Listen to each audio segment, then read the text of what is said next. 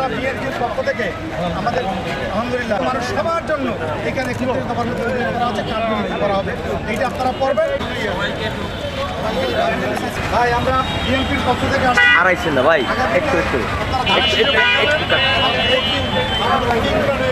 কোনো পার্টি আমি আচ্ছা শোনেন কথা শোনেন, একটা ক্লাসে যখন একটু কোনায় চাপেন না আপনারা। আমরা বিএনপির পক্ষ থেকে আসছি, বিএনপির পক্ষ থেকে আপনাদের জনগণের জন্য ছাত্র বলেন, যুবক বলেন, কৃষক, এই বাংলাদেশের মানুষের সমস্ত কিছু লেখা আছে, যারা ছাত্র, যুবক, কৃষক, মহিলা। আমরা দেশটাকে বেগম খালেদা জিয়া এবং তারেক রহমানের পক্ষ থেকে আপনাদেরকে আহ্বান জানাই, আগামীতে আপনারা হয়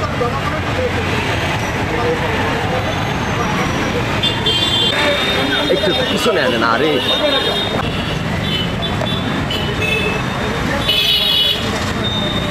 এইটা তাদের জন্য নয়।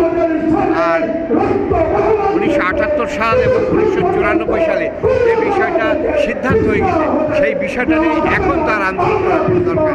এটা নিয়ে খামাখা আন্দোলন করছে, এই সরকারকে তারা অস্থিতিশীল করার জন্য চেষ্টা করছে এবং এটা নিশ্চয়ই কোনো বিদেশি সংস্থার মদদে এই কাজগুলো তারা করছে।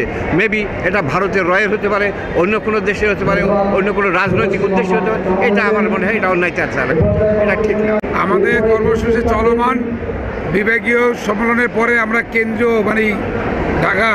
ঢাকামুখী হব এবং সেখান থেকে কেন্দ্র থেকে যে নির্দেশনা দেবে, সারা বাংলাদেশব্যাপী একটা মহাসমাবেশ হবে ঢাকাতে, এবং সেখান থেকে আমাদের কর্মসূচি বেড়ে আসবে যে আমাদের 7 দফা বাস্তবায়ন হবে না 3 দফা বাস্তবায়ন হবে। একটা অযৌক্তিক 3 দফা দাবি কোনো দিনে বাংলাদেশের মাটিতে বাস্তবায়ন করতে দেওয়া হবে না। আমাদের 7 দফা দাবি বাস্তবায়ন করে আমরা ঘরে ফিরবো ইনশাআল্লাহ।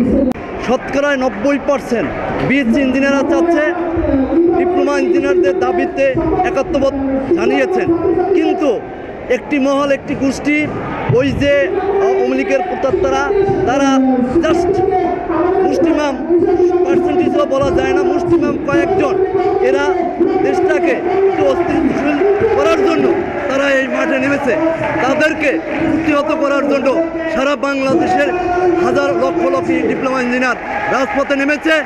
আমরা তার প্রতিনিধিত্ব করছি না, শুধু দেশের গণতন্ত্রকে পুনরুদ্ধারের আমরা সর্বোচ্চ সহযোগিতা করব।